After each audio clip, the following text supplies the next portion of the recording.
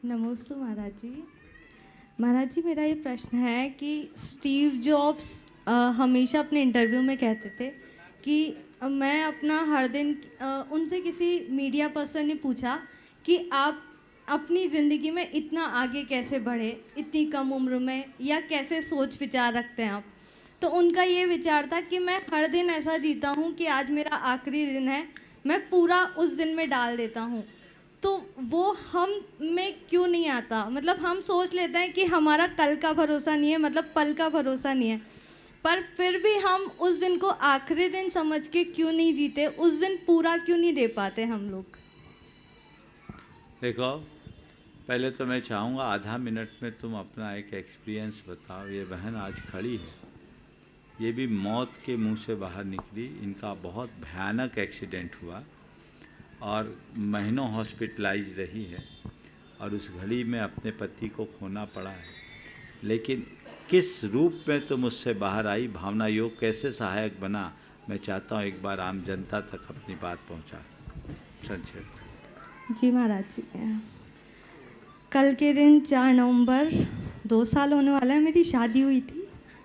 6 महीने में हमारा भीषण एक्सीडेंट हुआ था। मैंने MBA यूनिवर्सिटी में टॉप किया था। ससुराल वाले पार्टी करना चाहते थे कि हमारे घर में पहली बार किसी ने टॉप किया है। तो उस टाइम हमारा एक्सीडेंट हुआ था और सबको बहुत भीषण चोट थी, मतलब हमारा बचना मुश्किल था। और मेरे हस्बैंड ऑन द स्पॉट नहीं रहे। उसके बाद 1 महीने बाद हमें पता लगा कि हमें घर वालों ने बताया नहीं कि ऐसा कुछ हुआ है। और उसके बाद फिर ये था कि अब आगे क्या करना है।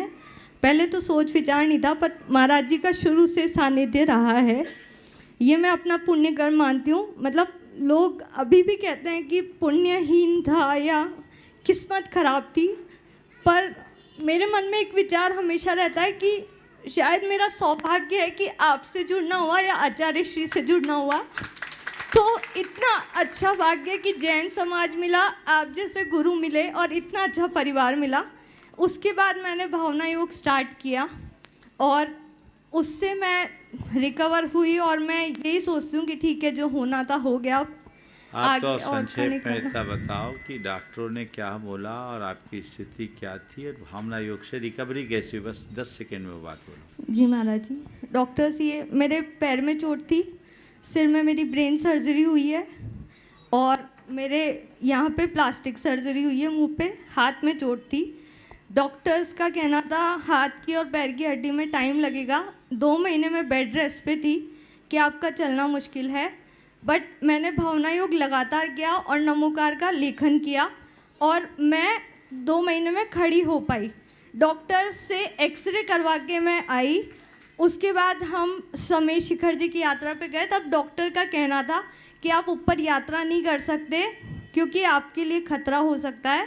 बट फिर भी मेरे अंदर इतना सामर्थ्य आ गया कि मैं खड़ी हो पाई और मैंने पूरी यात्रा की समेश शिखर जी की, और मैं आज स्वस्थ खड़ी हूँ। डॉक्टर्स भी हैरान हैं कि कैसे हो चुका है। बहुत सुंदर। देखिए, आपने जो सवाल किया कि हर दिन को आखिरी दिन मान करके हम कैसे चलें, इस जीवन के सत्य को स्वीकार करना चाहिए और हमें रोज़ ये भावना भरनी चाहिए, हम कल पर न टालें, आज ही कर डालें। सरमन लाल सदस्य की एक कविता है, बहुत जोरदार कविता है।